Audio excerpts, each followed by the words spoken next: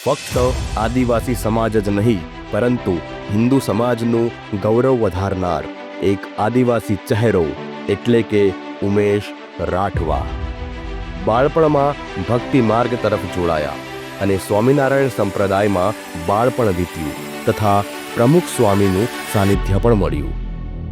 એ વખતે સ્ટેજ ઉપર બે નાના બાળકોએ પ્રવચન કરેલું.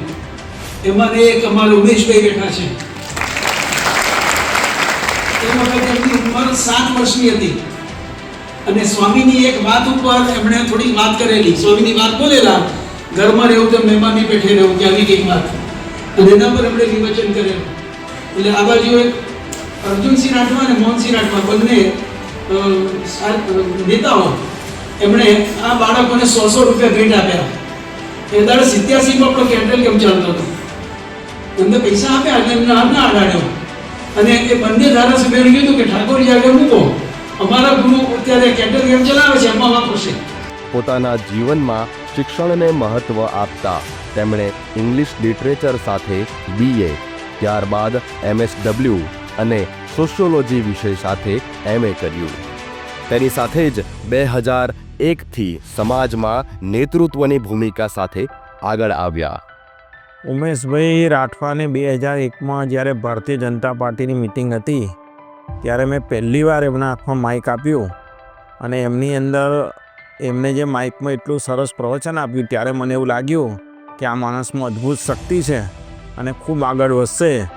આજે મને આનંદ છે કે હું તાલુકા ભાજપનો તે વખતે મહામંત્રી હતો અને આજે ઉમેશભાઈ રાઠવા છોટાઉદેપુર જિલ્લા ભાજપના પ્રમુખ તરીકે વરણી થઈ.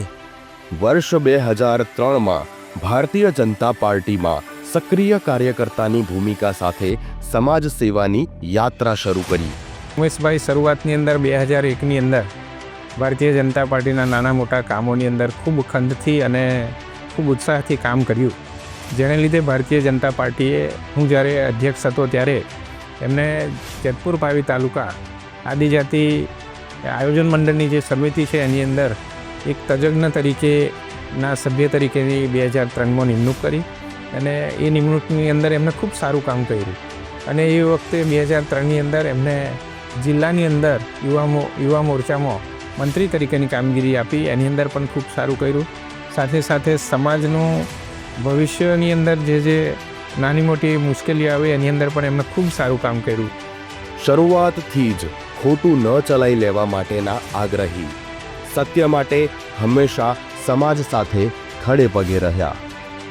જ્યારે 2001માં મેં ચૂંટણી લડી એમાં મારે ગેરરીતે મતગણતરી થયેલી.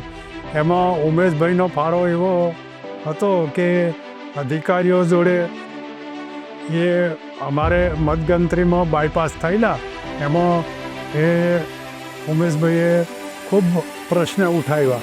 એમાં મને એવું લાગ્યું કે ઉમેશ હોશિયાર ખરો ને, એટલે મતગણતરીમાં આ ગેરરીતિ થઈ એવી એને જાણ પડી.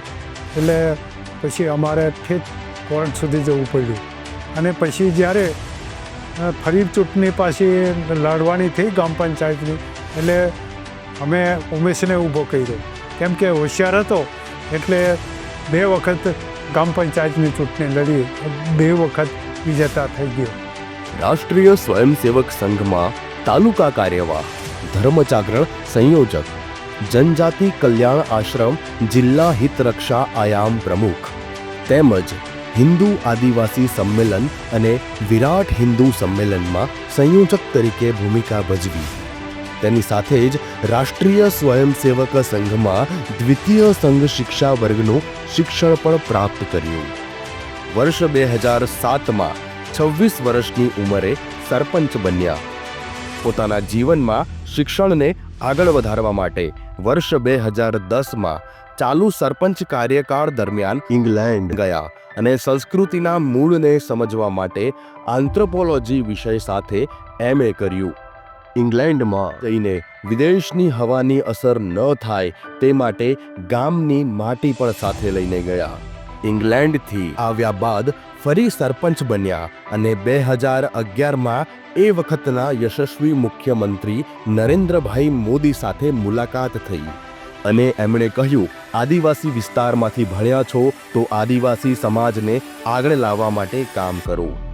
ત્યારબાદ વર્ષ 2017માં ટ્રાઇબલ એડવાઇઝરી કમિટીમાં રાજ્ય સરકારમાં નિયુક્તિ થઈ. રાઠવા સમાજના કાસ્ટ સર્ટિફિકેટ વેરિફિકેશનના પ્રશ્નો ઉકેલવા માટે સતત બિરસા મુંડા ભવન ખાતે જવાનું થયું, જેના કારણે સરકારે પરિપત્ર બહાર પાડ્યો અને 2000થી વધુ આદિવાસી ભાઈઓને ગવર્મેન્ટ જોબ મળી. આદિવાસી પણ હિન્દુ જ છે તે સંકલ્પનાને સ્પષ્ટ કરવા માટે તેમણે હું આદિવાસી, મારું કુળ હિન્દુ, મારું મૂળ હિન્દુ નામની પુસ્તક પણ લખી, જેની પાછળ તેમના વિચારો સ્પષ્ટ હતા. હોસ્ટેલમાં જ્યારે અમે વિદ્યાર્થીઓ સાથે બનતા હતા ત્યારે કેટલાક વિદ્યાર્થીઓ એ પ્રકારની વાત કે ભાઈ આદિવાસી જનજાતિ સમુદાય છે એ હિન્દુ નથી. તો એ પહેલીવાર આવો શબ્દ સાંભળ્યો તો થોડું આશ્ચર્ય થયું. તો એનો જવાબ આપવો જોઈએ એવું વિચારીને પછી વાંચવાનું શરૂ કર્યું. અને આપની જે ભારતીય સનાતન સંસ્કૃતિ છે એના ડીપમાં જઈ અને જે સભ્યતાઓ આપણા દેશમાં વિકસી એ સભ્યતાનો અભ્યાસ કરતાં પછી એક નિષ્કર્ષ ઉપર પહોંચ્યો કે ખરેખર આપણી જે સંસ્કૃતિ છે એ એક સમાજના લોકો છે, મૂળ બધાનું એક જ છે.